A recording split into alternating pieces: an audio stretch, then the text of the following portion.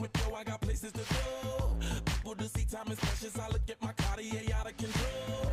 Just like my mind where I'm going, the women, the shorties know nothing but clothes. No stopping at my Pirelli's on. Unlike my jewelry, that's always on. I had to throw that in there. So, whoever's managing the White House social media account is having a good time because they are making some waves and funny as always. I'm Rarchar Tortorello, and welcome to the Patriot Podcast Editors Roundtable, episode number 2. I have my fellow journalist Ben Fenwick, formerly of the Norman Transcript and freelancer, and Pat McGuigan, my mentor, McGuigan. who gave me shit when I first came on the paper, but I learned a lot from you. So we'll start with Pat. Pat, you had interviewed Representative Burkeem, and you wrote 2 stories, and we published one the other day. So can you walk us through that real quick on the second story? Yeah, I've been in communication with his staff since the first interview, and what he worked on late in the process on the National Defense Authorization Act for the current budgetary cycle, what he worked on with a number of other members, and he kept the speaker informed, was his deep concern over the way that the government of Syria is treating religious minorities, the Christians, the Druze, and the Alawites. And you kind of have to know a little bit. The Druze are a blending of Christianity and some Jewish roots, but they have elements of Islamic style beliefs in some of their practices. The Alawite come out of the Islamic tradition, but are considered, unfortunately, heretics by some of the more radical Islamist elements in the world. So that puts them in the target. Well, in southern Syria, Christians, Druze, Alawites not only get along, but also get along with the government of Israel. Now, at the risk of some oversimplification, that's a sketch of the situation.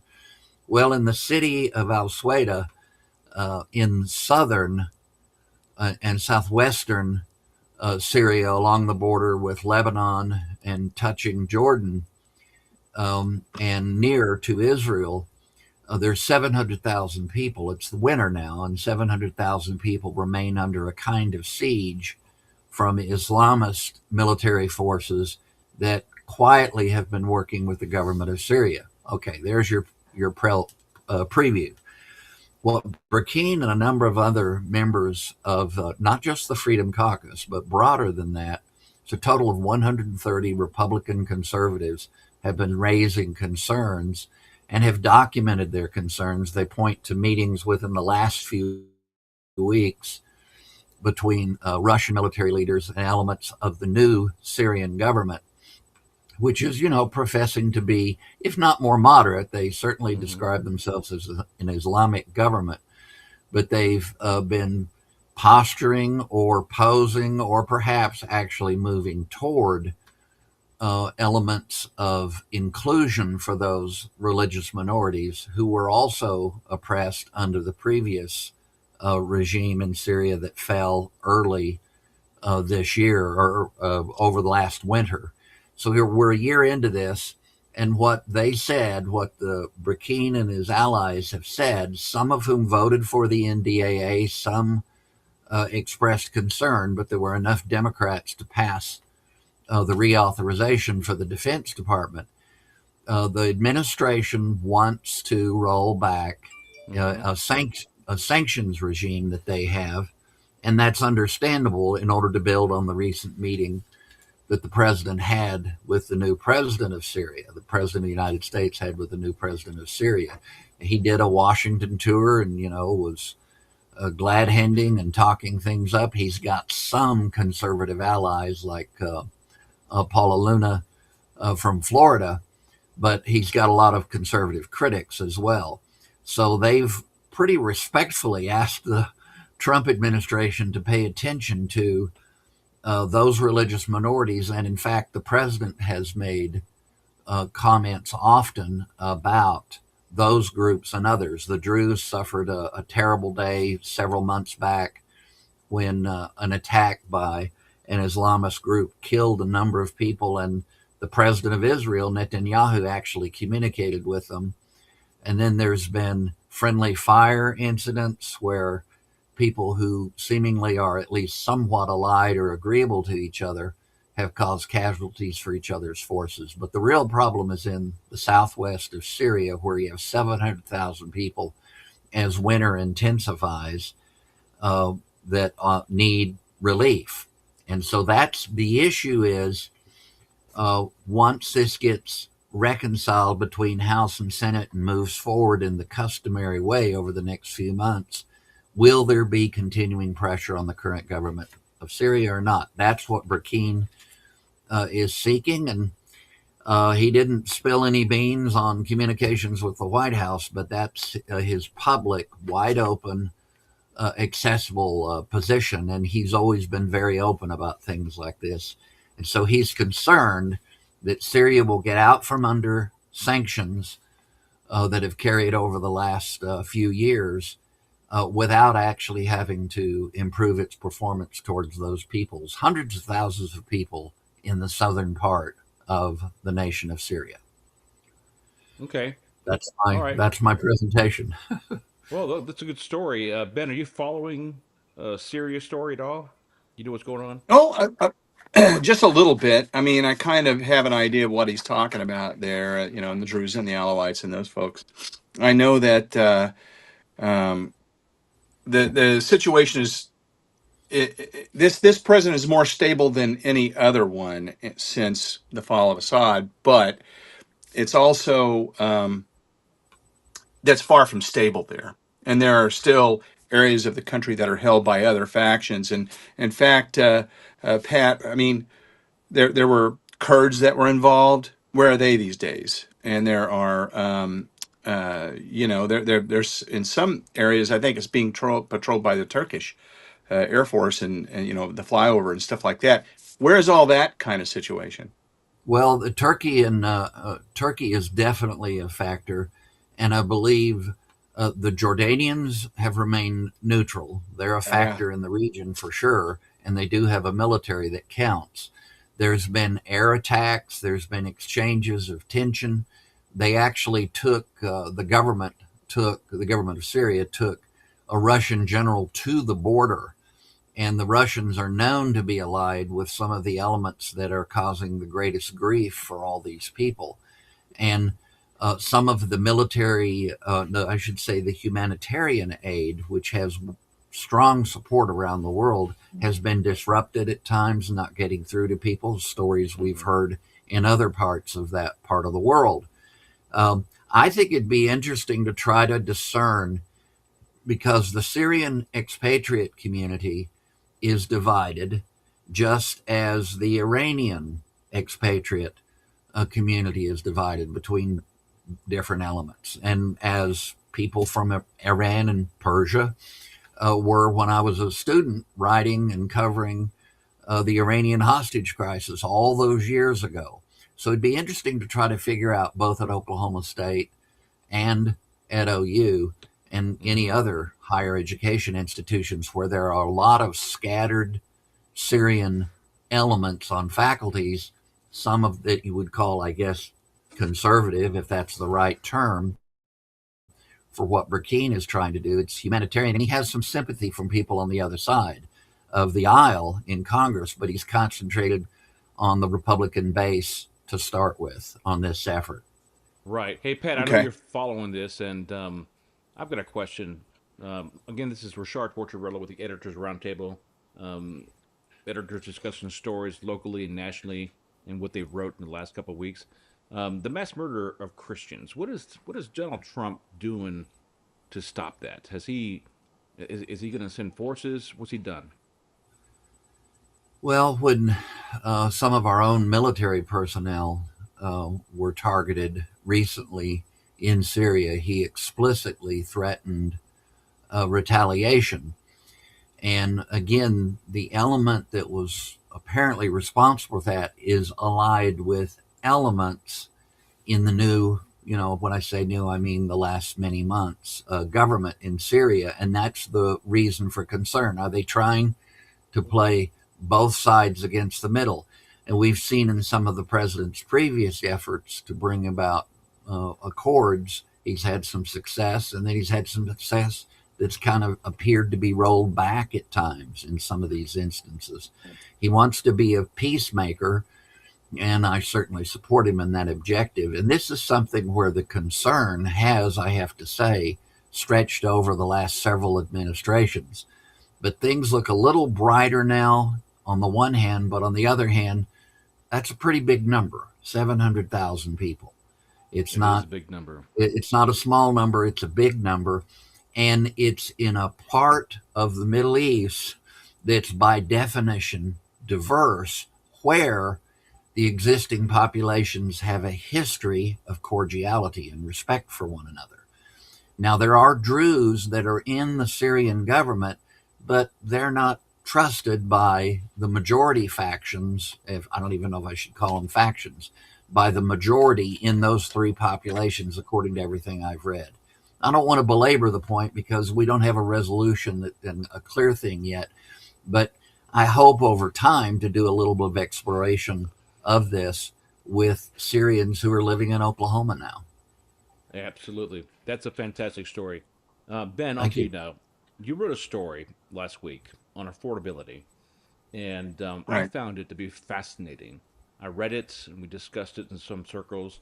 And in Norman, people have different views of affordability. You know, I was on city council. We did a lot of Oh yeah. housing studies. That's a fantastic story you wrote, and I have to say that explain to me the story, the numbers, and your feedback from the readers here in Norman specifically, because we do live in Norman, and housing is a big issue in Norman. Well, affordability, I find it just bewildering. I mean, I remember it was within the last, seems like 5 or 6 years that Oklahoma and specifically Norman was one of those great places to move to because it has inexpensive housing and it's a great little college town where you can find a good coffee shop kind of a thing. And man, has that changed. It just blew up. And there's just uh, there is not affordable housing by what I would have considered affordable when I was a college student, and I've been fielding lots of different assessments of it. Like I talked to a major developer recently Mm-hmm. who wants me to leave his name out of it, but he talked about how there's a firm that came into town and they bought student housing around Campus Corner, and they bought student apartment kinds of housing around Campus Corner, and yeah, they're out of town owners, and they're owned by, in fact, a hedge fund. I think it was in the book Barbarians at the Gate. And anyway, so these folks are moving in and they're buying up a lot of these things, and they are slow to fix anything that breaks, or at least that's 10. Let's put it this way: out of town owners tend to be the ones that don't fix up the place when it breaks down. From most of Oklahoma City, maybe not all of them, but certainly that's where you see the problems start up. And plus, I mean, there's been some serious cuts that have worked their way through our financial system, and I'm not just talking about the SNAP benefits have caused a little ripple like this, enough that it kicked a few people to the curb just because they had to choose between food and rent. So that's one thing that happened. They suddenly had to pay for food they weren't expecting. Um, but there's other major things happening, like the Doge cuts have caused problems with people not suddenly having those folks coming to their businesses or needing the ancillary services that people work with, and so suddenly someone comes up short on their hours now because there's fewer people walking in the front door, and what happens? Well, they suddenly come up short on their rent, and we have such a very quick eviction process that they're out. They can be out in as little as 72 hours. There are many who will say, nope, we'll keep them through the end of the month.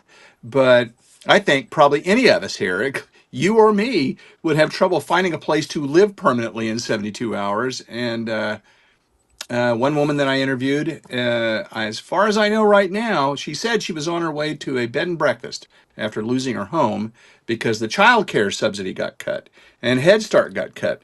And so one kid I think was in Head Start, and the other one was having some kind of a child care because of a medical condition. And so those things are causing an uptick in evictions. But Oklahoma is pretty high in them anyway. We're sixth in the nation for that. So You there you know, have it. in Cleveland County, I guess the eviction laws are uniform throughout the state. So when you're having these conversations with people in Cleveland County, and specifically Norman, are you finding a lot of people sharing the same stories where hours were cut, um, just circumstances beyond their control? So you live out there in Ward 5, where I used to represent, Yeah, yeah. and the turnpike is still a very big issue. And you guys, when you were on the transcript, you covered it very well. A lot of those folks that were in the initial path of the initial route were concerned that if their houses were taken, they would be the next homeless. And they looked at the eminent domain as an eviction process. Um, so here in Cleveland County, Norman, do you see a lot of people helping? Are there agencies that are in the state assisting these people through the process? That's a good question. There is one in place that's been there since a long time ago when me and my roommate got crosswise with our landlord, and it's called Legal Aid. And they are available in Cleveland County, Oklahoma County, Tulsa County, and probably several other counties. And they are there. You have to know to go to them, and then there's certain criteria you have to meet, just like any kind of a charitable organization like that. But they they do it differently in every county. And in one case, for instance, I don't think that they advertise very much about them in Cleveland County at all. In Oklahoma County, they finally let them put a sign up in the hallway by the eviction court so someone could look at the sign and say, "Oh, I guess I can go down this hall and find legal representation." But so many people are used to seeing signs and not believing them at this point that a lot of people just don't go down the hall. And in Tulsa County, what they've done, Tulsa County used to have a higher eviction rate than Oklahoma County, and what they started to do was the presiding judge in that area did some courthouse changes, where among the things they did was no weekends or holidays, no evictions on weekends or holidays. So they had to do it within the 5 day span, and it ends up giving them kind of a 5 day notice instead of the 72 hours. And the other thing that's going on is they staple the notice for legal aid to their eviction notice. So it says on the next page, hey, if you'd like to have free legal help, go to this place or call this number. And so they brought their eviction rate, they pretty much think that brought the eviction rate down by about 5%, which made them lower than Good, Oklahoma County. good. So, but I know that people walk up there and they have no idea that they have a right to stand before a judge and explain their problem to the judge. And the judge may make a quick decision that may or may not be in their favor, but they at least have a right to plead their case. But they don't know it. And what they end up doing is talking to the eviction lawyer that works for the apartment complex who says, sign here, and it's over as soon as they do. And this is a real thing, and I've seen it happen in real time right in front of me. And so, one of the legislators I interviewed in the article described it as a churn. They just watch people churning through this process. It's one thing to see it down. You'll see a big cattle car situation that happens at a ticket court. There'll be everybody lined up out the door, to get their ticket, pay their ticket, go before the judge and say, I didn't really go that fast. But they're not going to Right, lose their home. Those right. people that are churning through this thing are losing their home. And so it's much more daunting to watch it. I would say, and I would agree with you. Norman is between 6,500 and 9,500 units short. We are facing a housing crisis in the city of Norman, and council and private developers are trying to do their best to build as much as they can, but they're building apartment complexes, and people who have lived in homes would like to live on a lot and not in an apartment complex. And so, your story resonated with me because I hear a lot of those stories on how we can help with the eviction and how city council can help. And um, I just I was at a loss for words when I read it. I had to read it twice and just absorb that there are people every day, again through no fault of their own, missing a paycheck, losing hours, whatever the issue may be, and they're facing eviction, and that's for a family that's got to be the most um, emotional impact to come It home is. and find something in your door saying you're out within 72 hours. Um, you know, I don't know how I could handle it and how I would feel. We have family, but we have to think about those folks in our positions, um, and what we can do to help them. Let me ask you, Ben, and Pat, you can chime in. The economy, so the White House put out good numbers on inflation being very low and the GDP being exceptionally higher than normal. Do you think heading into 2026 or the next quarter, we might see more jobs available and see a decline in housing issues, specifically evictions, Pat? Well, I can contribute a little. I'd say that there's an underlying surge in prices that took place in the latter part of the Biden years, and that's now kind of built in. So even hopeful looking inflation numbers, which play themselves out in all of this, even when there's optimistic looking underlying numbers, there's a problem, and that's that uh, underlying problem of earlier inflation, and it's not like the inflation rate is zero; it's low. And then the jobless rate, the number of filings for jobless benefits was down. So there's some things to feel hopeful about. But we are so polarized that the marginal kinds of tinkering, which, it's not tinkering if it saves your home, if it saves you a place to live. But in the big picture, the tinkering that could help address some of these problems is less and less likely to occur in the era that we're in because things are so polarized. There's so many people that think it's all to be resolved by government, and there's others that think, well, hey, you're on your own, Jack. And I'm not in either of those categories. There's a group called the Independence Institute and the Discovery Institute out in the far Northwest, and they've done a lot of work on alternatives to kind of the regnant homelessness policy as well as rent, being worried about and trying to be of assistance to renters that take more of a market approach. We might be able over time to bring some of those ideas to play, which are different than the usual uh, menu of solutions that tend to come from government. True. Ben, are there a lot of with the downtick in evictions, but still it's a bad deal. Do you see the uptick in like nonprofits stepping up to help find houses and locations and at least That's a for the that's a yeah, that's a good question. And the nonprofits at this point, at least when I talk to them, claim they're overtaxed. Claim they are more or less operating at capacity. And in fact, one of them who was operating a nonprofit, she said, "Look, you've got to quit depending on nonprofits to do this. This is something that is systemic. It is a problem that has happened because that we have a system that's operating this way, and this is what the outcome is going to be. And that system has to be fixed, and it has to be fixed at the government level." And that is what at least one person told me on behalf of nonprofits. And it's kind of it is a special thing. It seems to me like there are lots of churches and lots of other folks that'll operate a food pantry, and so you can go get some, canned food and a few things to kind of help you through, or some blankets or whatever.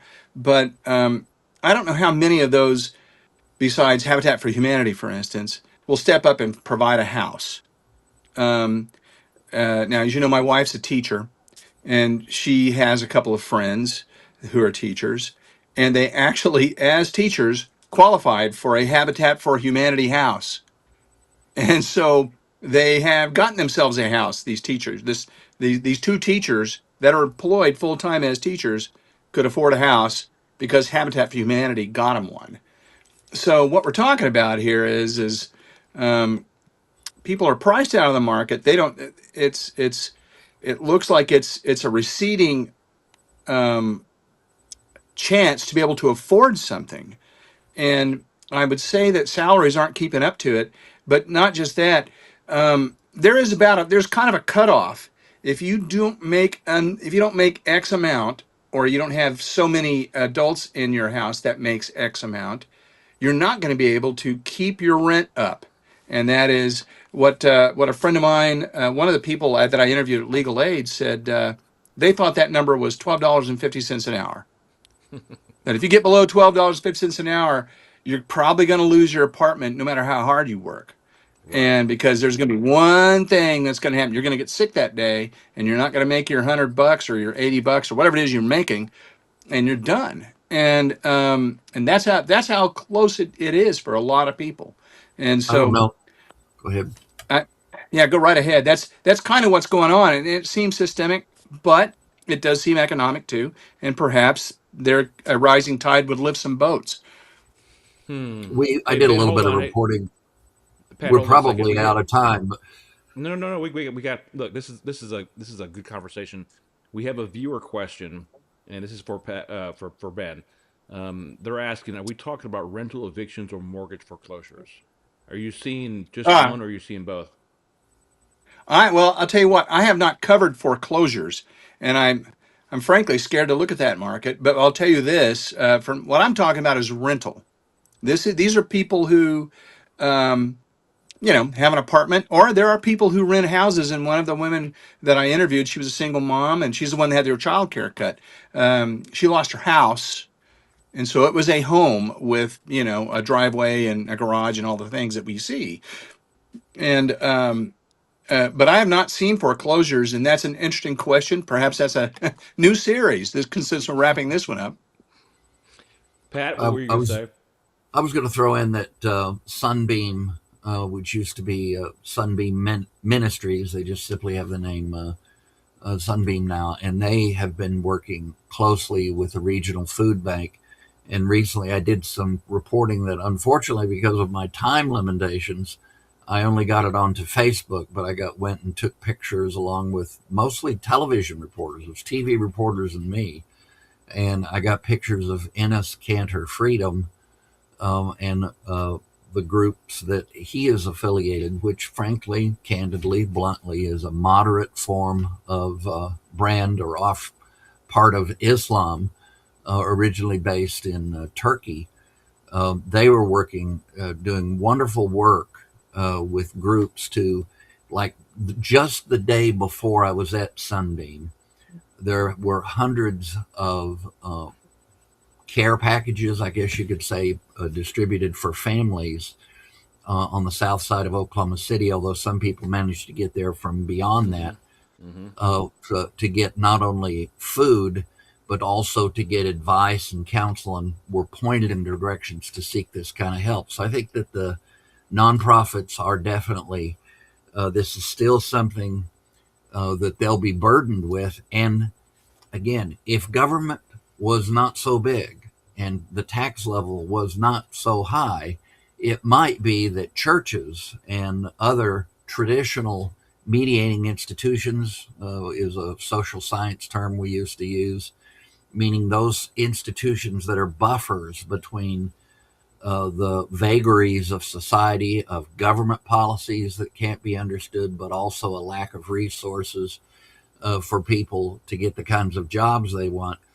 I am not an advocate of continuing to grow government.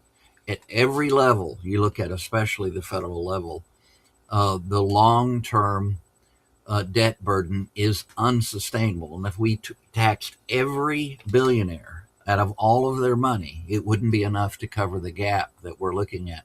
So we've got to look at ways to empower human beings, improve our educational system, and I think, frankly, school choice, might not agree with this, but I think school choice has been a very helpful step that the state has taken to make educational opportunities available to more people, including people who need those that would not be able to otherwise access them. So for the long term, there's some things going on that I think that are hopeful. The governor of Pennsylvania, a good Democrat, has been sympathetic over time to aspects of school choice.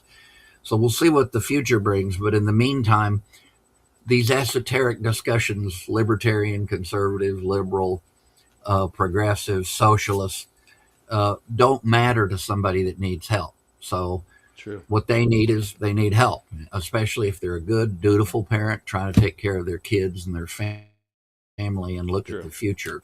So we do need some short-term solutions, but I want to take a look at the whole presumption that government action is needed to resolve these issues. Good point. I'm Rarchar Tortorello, editors Roundtable. I have Ben Fenwick and Pat McGuigan. We have about 10 minutes left in the show, and the biggest story in Norman last night was the University of Oklahoma and the teaching assistant and Samantha Fulnecky. OU had ruled that the TA who's currently on leave will be placed in a non-instructional position going forward. Now, when we wrote the story, and you guys may disagree, the story was about the TA's behavior in response to her work, and that's posted on our news site. And so my argument and her argument was, let's just start with my argument was that she did the work, she deserved more than the zero, but it was predicated on what the TA's response to her writing and how it offended him, that she would use biblical resources and positions on a paper, and so I felt the university, when they did their investigation, they ruled the right way, because if he would just had focused on the rubrics itself and the work itself, it would be a totally different story. And I know last night on my page, got a lot of comments. I left a message on the Norman transcript page and got a lot of feedback too as well. And it's divided Norman again. This is one thing that has, instead of people working together to find a solution, this is highly a divisive story. On a conservative side, we look at the prospect that the grading wasn't the issue. It was the comments made by the TA. Whether Samantha's paper deserved a 0 or a 10, I think is irrelevant. What made this newsworthy, what made this what I feel a civil rights issue, was the TA's written response calling parts of her Bible-based essay offensive. And the moment that an instructor penalizes religious expression by labeling it offensive, they've crossed from academic evaluation into viewpoint discrimination. So OU's investigation confirmed the grading was arbitrary, and that's the decision that I thought that OU, and I disagree with OU on a lot of issues, but I think they called this one right. And Ben, because we live in Norman, what is your position on what happened at OU and the TA and Samantha Fulnecky? Well, I would like to have a lot more knowledge about this subject to speak substantively of it. I would say that it has caused a lot of ripple through the OU community, and specifically about academic rights of professors and being free from I mean, what you're talking about here, it is kind of almost government interference, and on the decision being made by the professor. I know that if I said something that to a professor, I've written papers before where they took me down a grade because they felt that I was being snarky or smart, smart alecky, and I wouldn't be surprised if such thing like that happened at all. Um, I I I would like to read the paper the student's paper myself to determine what it was that touched off the professor. What, in your opinion, what was it? Well, she was transgender. Okay, she's a transgender female, and she basically, in her response, said it was offensive to her for what she wrote, and so that's my interpretation. And OU has never been fair to the conservative viewpoint, and this is viewpoint discrimination. Just early this summer, Turning Point USA, right before Charlie Kirk was assassinated, and after he was assassinated, you still had people on the campus tearing down signs and intimidating TPUSA students at OU. And it was a big story that does the university care about conservative viewpoints? And their silence says no, they don't. And Pat, I know you've been around for a long time, but you know, not seeing the paper yourself, but how I'm just focused on how OU ruled that the grading was arbitrary. Um, Well, I- I'm 71 years old, and when I was in graduate school at Oklahoma State University in the 1970s, I had a professor that I had studied European history with and made mhm. A's with him. And then we got to historiography. I took a historiography class during my graduate school years. Historiography is the study of history. And we were each allowed to choose a topic. And it was all over the map. And it's analysis of how historians treat evidence, both historical evidence and then how they interpret it. Well, I wrote, it turned into the greatest crisis of my academic career. I wrote about the conversion of Constantine in the 300s, the Roman emperor who became a Christian after he had defeated two other generals in a huge battle, and he became the boss and converted to Christianity. Well, the the premise of my examination was that all the oldest historical evidence supported the conversion of Constantine, that he did in fact convert. That doesn't mean he wasn't an emperor. He was still an emperor, but once he converted, it basically brought much of the Roman Empire along with him. Well, he told me in front of all my peers um, that I was going to get an F on the paper after I had turned it in. And guys, I have to tell you, the way that I avoided that is I went to my committee, 3 members, and they were all more liberal than me. One was kind of a moderate and 2 were quite liberal, but they were big fans of mine because I had performed well throughout my time. I went to them, and first they came back and they said, well, he'll give you a C instead of flunking you, will you accept that? And I said, not only will I not accept it, he will give me a B. I'll swallow my pride and take a B because a C would be a death knell to my academic career. And here's what's going to happen if he doesn't agree to that. And I told them. By that time, I was being printed in small newspapers all over the state. And I was regularly appearing in the Daily Collegian, the campus paper. I told him, I said, I will write about this until my dying breath if he doesn't give me a B. And they talked to him, and they came back, and apparently there were upper authorities in the university informed to the gist of what I had said, and they came back and said, Pat, he's going to give you a B. It's absurd that I ever had to get to that point. And the difference between me and that girl, that young lady at the University of Oklahoma, is she didn't have that kind of access. Now she's been gaining it thanks to groups like OCPA and the national news coverage. OU and that professor brought this on themselves. That is what I believe.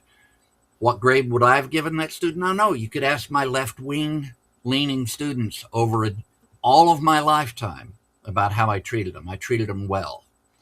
And I Mm-hmm. helped them improve their writing and their thought process and how they critically looked at issues. And that's been in history, in English newspaper, English writing, journalism, all the areas that I've taught in over the years. OU and its policies and the habits of too many of its professors brought this on the University of Oklahoma, not that young woman who decided to defend herself. I would agree with you. And the full interview is on citynewsokc.com. And Pat, maybe you need to dust off your writing course that you showed me years ago. So, hey, the bottom line for this, and we're running up on a hard break. My bottom line is that when your defense is we have the right to fail students for expressing biblical views, you've already lost the argument on American principles. And I agree with you, and I'm glad you agree with me. And OU and the TA, they must take the blame for this. This is Christmas week. Christmas Eve is tomorrow, and we'll start with Pat and go up to Ben. You have any plans for Christmas? And Family. what are your wishes for the next year? Since Yeah, we'll see I'm each too other old to next go. year. Too old to go to midnight mass anymore, so I'll be going to the 5 p.m. Christmas Eve service with several members of the family. And Pam and I have decided, my bride and I have decided, we're going to be chill on Christmas Day itself, and then get back into the routine of the 10 grandkids. I'm very blessed to have a parish community and to have friends across the spectrum. I think I'd go out of my mind if I didn't, because sometimes I'm, kind of eclectic. I'm anti-death penalty, as just one example. And I get support even from people that don't agree with me on that issue because they know my heart. So this is the season to try to understand one another. But it's, the story of the baby in the manger. It's just absolutely beautiful and compelling. And at the same time, as there's been some arguments already going on nationally, the life of the person remembered around Christmas time was not always one of non-confrontation. There were a lot of things he said and did. And if you, by the way, going back to earlier, we want a social justice document, read the Epistle of James. The Epistle of St. James, I've always told my liberal friends, that's the whole social gospel. Just read that and then act accordingly, and we'll be doing okay. Now, I realize that's a Christocentric and a Roman Catholic-centric kind of thing to say, but by following that path, I've had a pretty good life, and I've made a lot of friends, even when I faced injustices, and I've gotten past some tumultuous times, like my departure from a certain newspaper some years ago, and I'm doing okay. So I wish the same thing for everybody that gets to see this eventually. Keep your head down, work hard, and be tolerant enough to actually give a fair shake to the other guy or gal. Perfect. Ben? We have family in town that's going to be coming over for dinner, and we have family from out of town that's coming down for dinner. And we have a door open to, more than a few friends. If they just feel like popping in, they can. And we're going to have a nice big dinner here at the place. And I'm in the midst of several home projects at this point, and for my new year, I really would like to get those underway. And may the Lord guide my hand when I'm installing a new toilet, and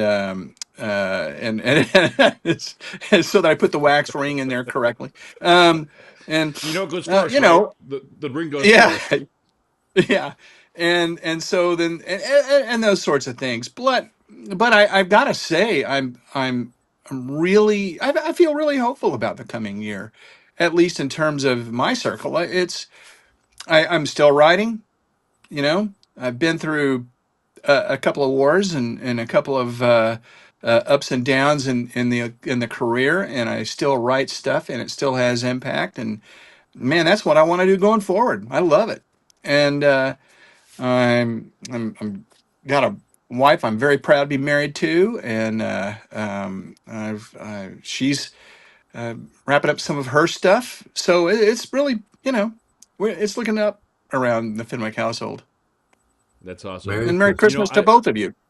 Merry Christmas to you guys. We are a eclectic bunch of writers and journalists here in the show, it's like a conservative, a Democrat, and an independent walks into a bar, and we could just make the whole thing up after that. But I love Norman. I love the state of Oklahoma, and I would never have thought in a million years that we would be working together, Pat, myself, running a newspaper, writing stories, making an impact. You know, this year has been a great year, and I'm looking forward to 2026. And we have friends coming over on Christmas for dinner, and hopefully some of those that have no place to go that are transplants here will show up on our doorstep as well. And we call Norman home. I've lived in Ward 5 ever since I moved back to Oklahoma, and it is Norman. It's our roots for all of us, at least for Ben and I. But Oklahoma is our roots, and you can't say that what we've written journalistically has not made an impact, because everything that we have done. And Ben, you were a great editor at the Norman Transcript, and I think you covered Well, thank council you. fairly well. I have to tell you that. And Patrick, I don't know where I'd be without you. Oh, You thanks. were very hard at the very beginning, but we worked out a lot of things where he actually went on a field trip with me to DC a couple weeks ago and had a great time. And I'm looking forward, because we have to go back to the press club and get my membership process the right way. But I want to wish you guys a Merry Christmas. I respect you highly. We have a lot of work going into 2026. We have council elections, we have state elections. I have something that I just can't say yet publicly here, but I'll tell you guys offline. We've got a forum scheduled in April of next year.